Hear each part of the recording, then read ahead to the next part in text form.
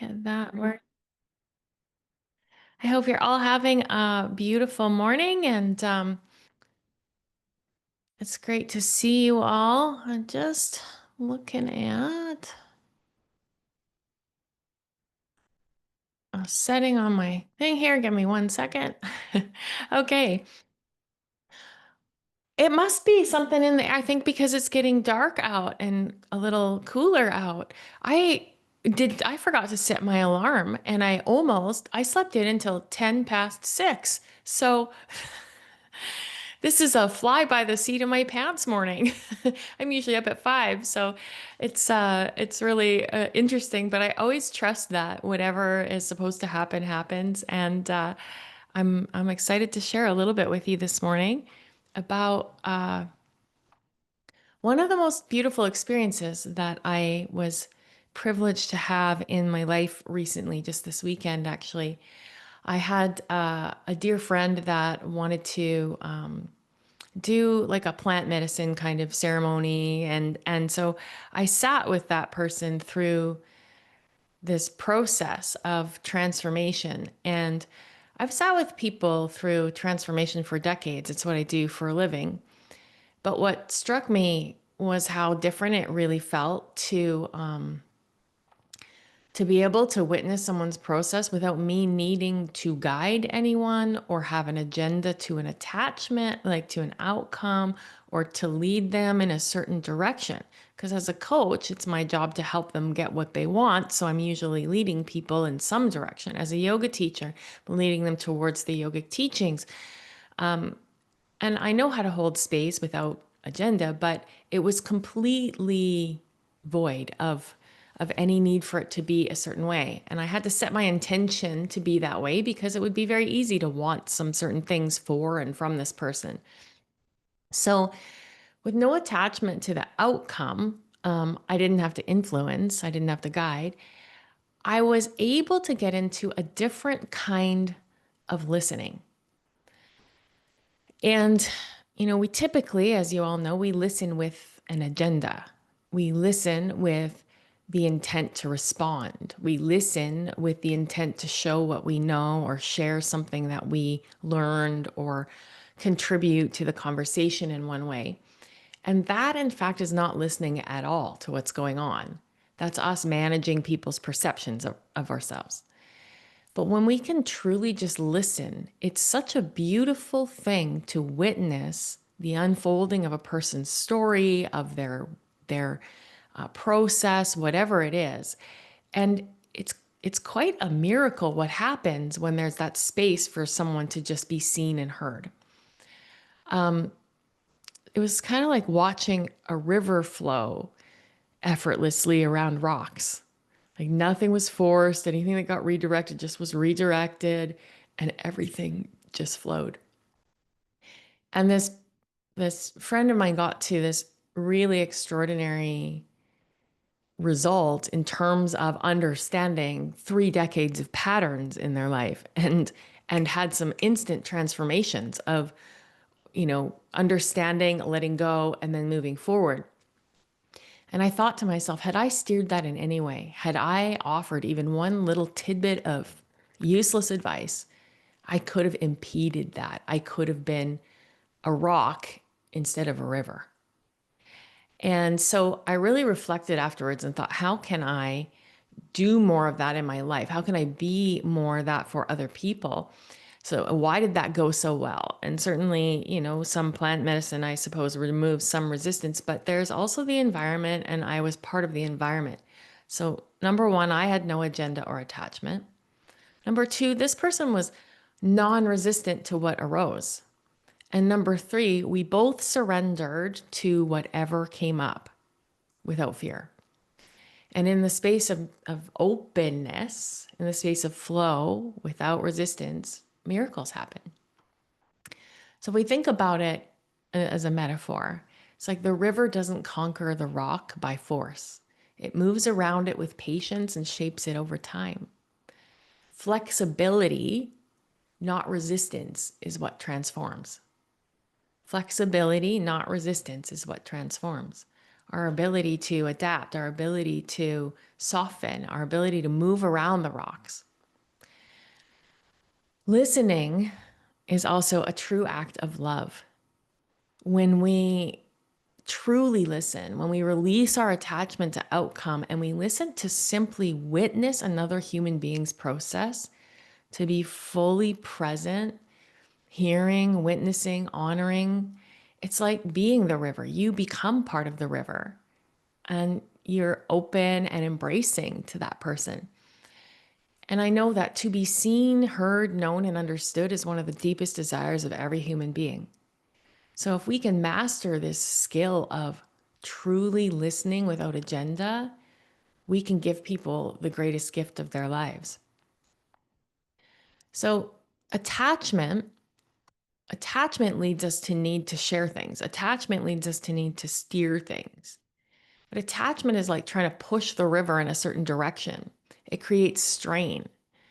But flexibility is like letting the river carry us, trusting that it knows where it needs to go. Now, when there's no agenda, the openness becomes the soil for unexpected healing, insight, and transformation.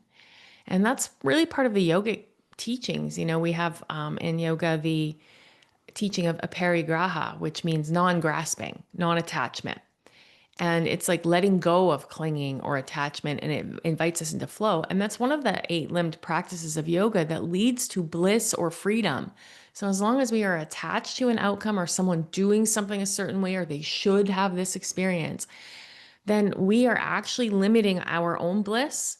We are putting a ceiling on it, and we're doing the same for that person. We will never get to that point of freedom unless we practice letting go of attachment. The other aspect of yoga that teaches this is Ishvara Pranadhana, and that means surrender to something bigger, surrender to God, the universe, source, whatever. And that's also like reflected in sort of trusting the flow. In Buddhism, the teaching of non-attachment is like the main teaching. The suffering arises when we cling to how things should be, and letting go allows us to see what really is, not as we want it. And so Zen practice emphasizes us listening from the beginner's mind, going into anything like, I don't know anything about this. I'm curious what's here.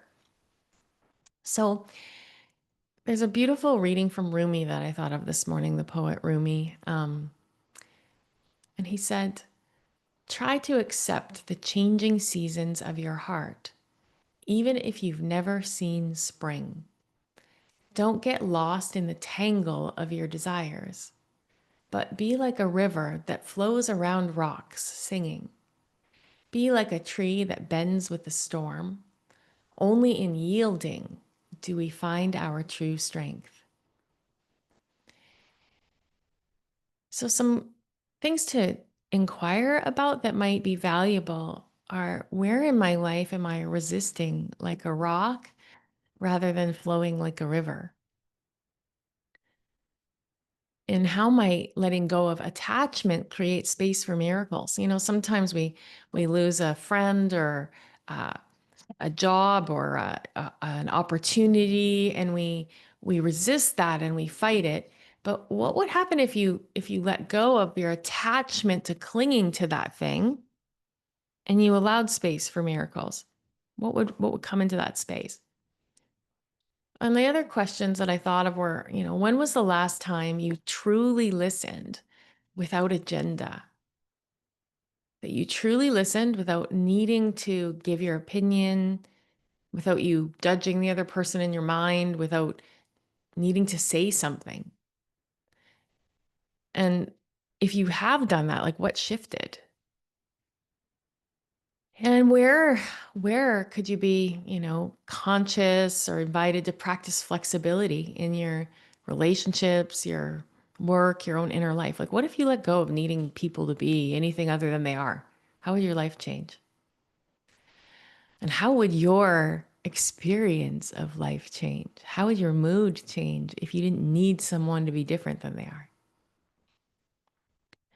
So that's the thoughts that I sort of had this morning, and I'd love to take us through a little meditation here. So if you want to close your eyes,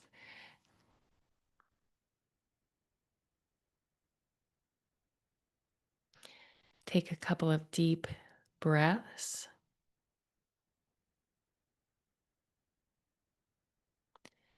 And let your shoulders soften and settle.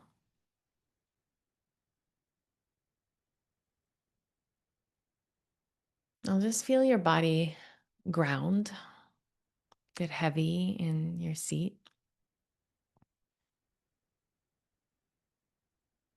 and feel your feet, your shins, calves, your thighs, your pelvis.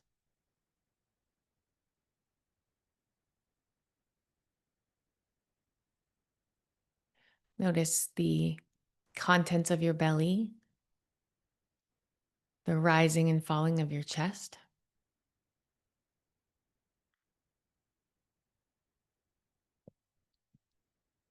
Let your shoulders soften. Notice your upper arms and your lower arms and your hands, the tips of your fingers. Notice your neck and your jaw, your lips, your tongue, your teeth.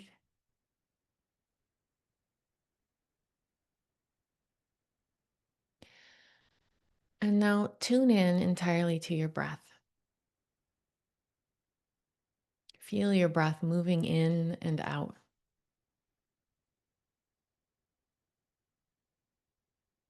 Imagine your breath like the steady flow of a river, just effortless, continuous, nourishing.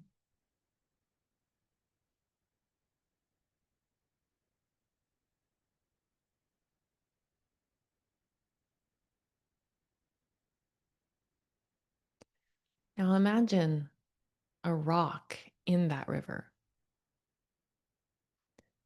solid, unmoving, resisting. And notice what arises in your body as you see the river meet the rock.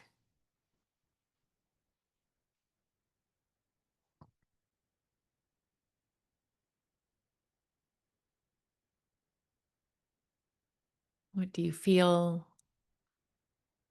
Is there any emotion or sensation that arises? And where in your life are you like this rock, holding tightly, resisting, clinging to some illusion of control? Just notice without any judgment.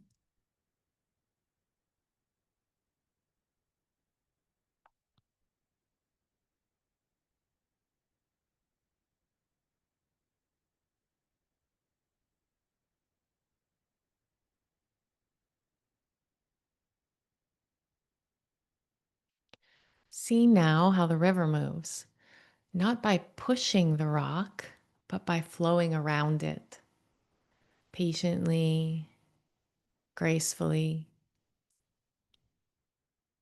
Just feel that water flowing and feel the strength of the river in its flexibility. Imagine yourself becoming the river, just able to move, adapt, to flow with whatever arises.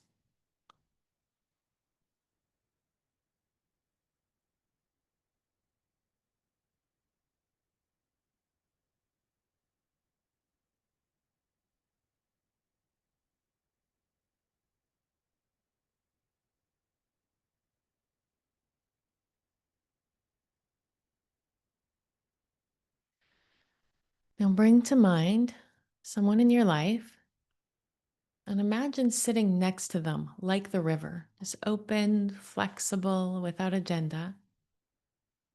You don't need to fix or guide.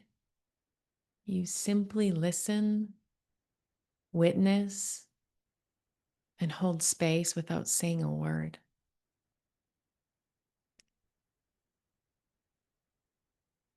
Feel the love in that kind of presence.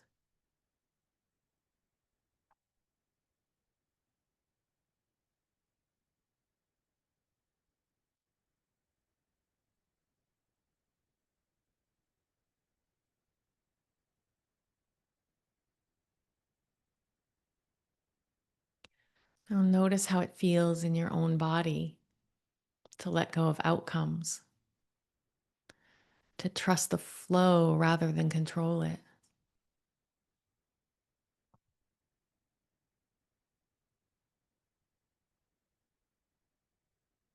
With each breath, release the grip of expectation. You inhale openness and exhale letting go.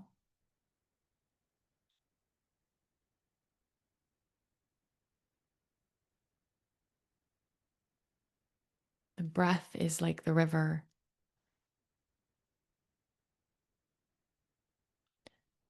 I invite you to tune in and just simply witness your breath. Inhaling openness, exhaling letting go.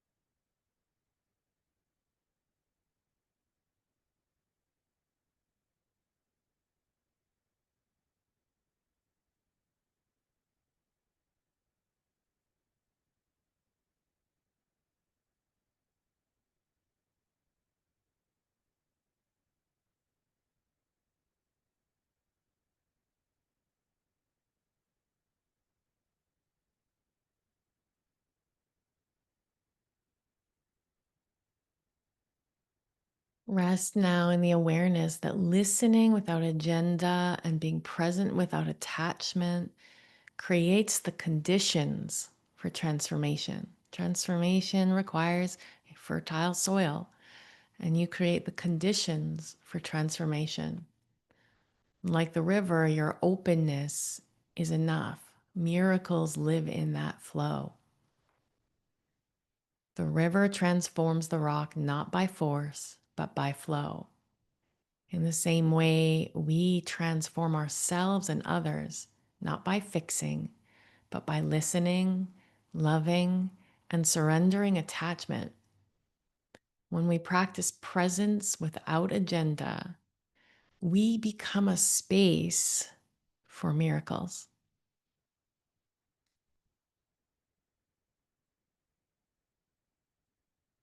Now bring your attention back to your body, to the crown of your head. And I want you to imagine sitting now in the back of your skull, looking forward to the center of your forehead. And from that place, look all the way over to the left side of your skull.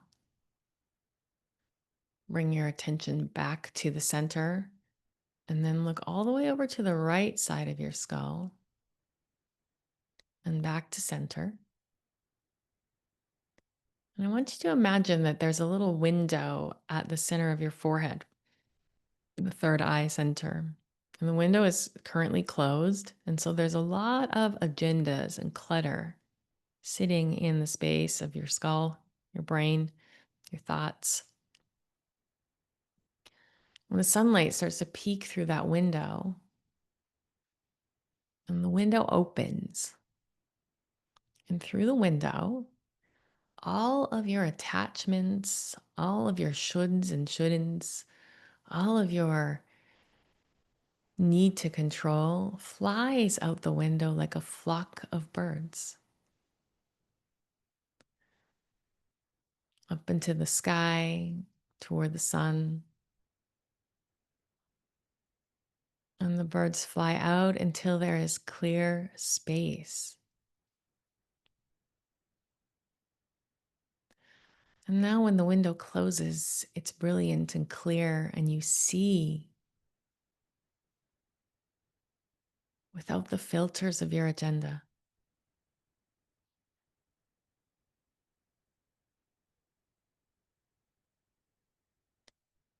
Now drop down into your body and notice what you feel in your heart. And instead of looking with your eyes, I invite you to look with the eyes of your heart, through the eyes of love, at everything that you encounter today, knowing that there's nothing to do or fix or figure out. But seated in the center of your heart, you can offer listening, witnessing, and flow. Now take a deep, full breath in through your nose. Sigh it out your mouth. And allow your eyes to flutter open.